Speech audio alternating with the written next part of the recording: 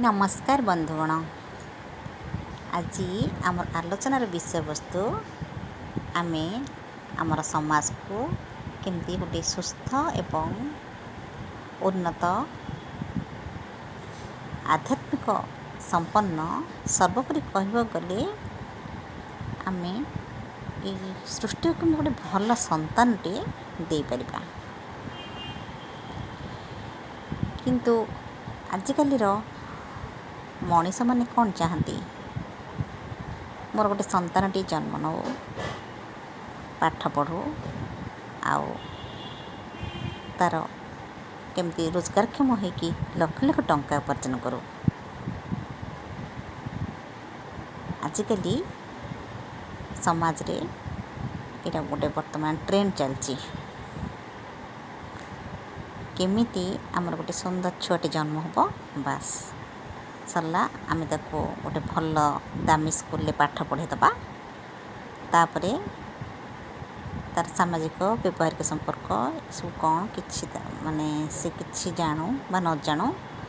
तापरे ताको बड़ बड़ शिक्षानुष्ठान में पाठ पढ़ी ताको वित्तशाली करी गोटे भल रोजगारक्षम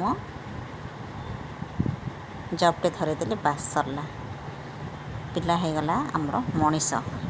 यह होची आजिकालीर चिंताधारा।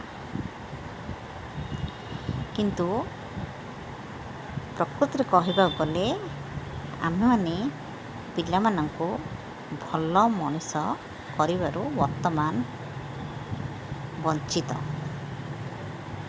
कारण पिला माने वर्तमान संसार जन्म नौछंती तांकर पाठपढ़ा सरी जाउची खाली समस्ते पाठपढ़ा पछरे धाइचंती केमिति से 100 to 100% मार्क रखिबो। तापरे भल कॉलेज रे पाठ पढ़िबो। तापरे तार निज गोटे निजे छिड़ा है रोजगारक्षम होई लक्ष लक्ष 1.5 लाख 3 लाख 5 लाख टंका रोजगार करिबो बास से मनीष हो गला। किंतु तार पर अवस्था माने परवर्ती अवस्थाटा कौन होची आपण माने आखि आखिरे देखुथिबे। कारण पिला बड़ हो जाउची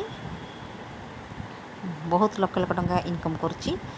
तापरे तार मैरिज हो जाउची ठीक मैरिज रो 6 मास 5 मास कार 8 दिन कार वर्षे ऊपर नहीं से समय भितर डिवोर्स।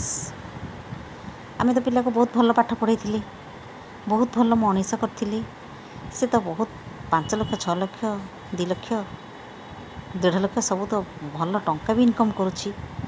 आउ जो झीटी की बोहू कर आनले सी इनकम करुची। किंतु होउची कौन माने ताको भीतर माने डिस्टर्बेंस कहीं क्रिएट होची। एटार कारण आमे खोजिकी पाउना। कारण आमे माने पिला को सही भाव गढ़ी देइची पिलार कौन सी भूल नहीं भूल होची आंभ मानकर। तेणु गोटे सुसंतान को ए पृथ्वी पक्ष को आने को हेले पितामाता को बहुत किछ करिवार अछि। जदि आमे से जिनस को न करू आमे सुसंतान पाइबा नहीं। सुसंतान माने एमती शुद्ध आत्मा माने जन्म नवा को बाड़े बाड़ी होछंती। शुद्ध आत्मा माने कोटी पड़ना दे जे आसी माँ मान कोल रे बिछे की पड़ जिवे। प्रत्येक बापा माँ को सही भली हब्बा को पड़िबो। जदि माने सही भली हब्बा नहीं आम मान कोल रे सुसंतान आसीबे नहीं। प्रथमतः गोटे झील जते बड़े तार विवाह संपन्न हुए से गोटे भल मनीष को विवाह करवा उचित। भल मनीष माने भल सुसंपन्न सुसंस्कार पिला को विवाह करवा उचित। विवाह पर जते बड़े आमर गर्भधान संस्कार हुए तो पिला गर्भरे रहे अति सतर्कतार सहित माटी को चलवा हुए। कारण से तार शाशुघर जदि किसी भी डिस्टर्बेंस क्रिएट हुए कि तार मनर अवस्था पूरा डिप्रेस थाए तार कौन से क्या सहित शाशुघरे पड़े नहीं सब बड़े झगड़ा झाटी तार शाशुघरे क्या सहित होता है कि तार शाशुघरे ताको କେଉଁମାନେ ପ୍ରେସରାଇଜ୍ କରିଥାନ୍ତି, ବିଭିନ୍ନ ପ୍ରକାର କାରଣ ରହୁଛି। ଯଦି ସେ କୌଣସି ବି ପରିସ୍ଥିତିରେ ଶ୍ୱଶୁରାଳରେ ତାର ମନରେ ଡିପ୍ରେସ୍ ହୁଏ, ତାର ପିଲା ଉପରେ ସେ ଡିପ୍ରେସ୍ର ଭାବଟା ରହିବ। ଏଇଟା ହେଉଛି ସାଇଣ୍ଟିଫିକାଲ ଜିନିଷ। ଯଦି ସେ ତାର ଶ୍ୱଶୁର ଘରେ ଖୁବ୍ ଖୁସ୍ ମିଜାଜରେ ରହେ, ତାର ସେ ଯେଉଁ ଜିନିଷ କରୁଛି ସେ ଜିନିଷ, ସେ ଜବ୍ କରୁଛି ତ ଜବ୍ କରୁ, କି ଟିଚରସିପ୍ କରୁଛି ଟିଚରସିପ୍, କି ଯାହା ସେ କରୁଛି କରୁ, କି ହାଉସ୍ ୱାଇଫ୍ ସେ ତାର କରୁ, କିନ୍ତୁ ତାକୁ ବହୁ ଦିଗରୁ ଟିକେ ଟିକେ ଆଧ୍ୟାତ୍ମିକ ଜ୍ଞାନ ବି ସେ ପାଠ କରିବା ଉଚିତ, ଭଲ ଭଲ ପୁସ୍ତକ ପଢ଼ିବା ଉଚିତ।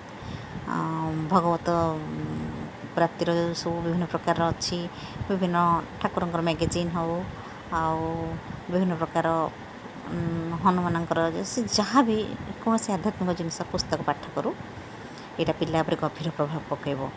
ପିଲା ଗର୍ଭରେ ଥିଲାବେଳେ କେବେ ବି ସେ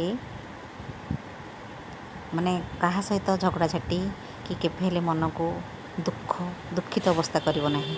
ସମସ୍ତଙ୍କ ସାଙ୍ଗେ ଭଲ ବ୍ୟବହାର କରିବ, ଖୁସ୍ ମିଜାଜ ରହିବ।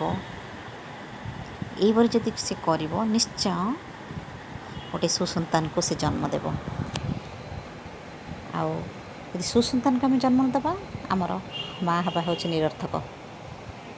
କାରଣ ସୁସନ୍ତାନ ଆଜିକା ଡେଟ୍ରେ ବହୁତ ଜରୁରୀ ହୋଇପଡ଼ୁଛି। ପିଲାମାନଙ୍କୁ ବାପା ମା' ମଣିଷ କରିଦେଉଛନ୍ତି ସତ, କିନ୍ତୁ ବାପା ମା'ଙ୍କର ମୁହଁରେ ଆହାର ଦେଲା ପିଲାମାନେ ତାଙ୍କ ପାଖରେ ନାହାନ୍ତି। ବାପା ମା'ମାନେ ଖାଲି ବୃଥା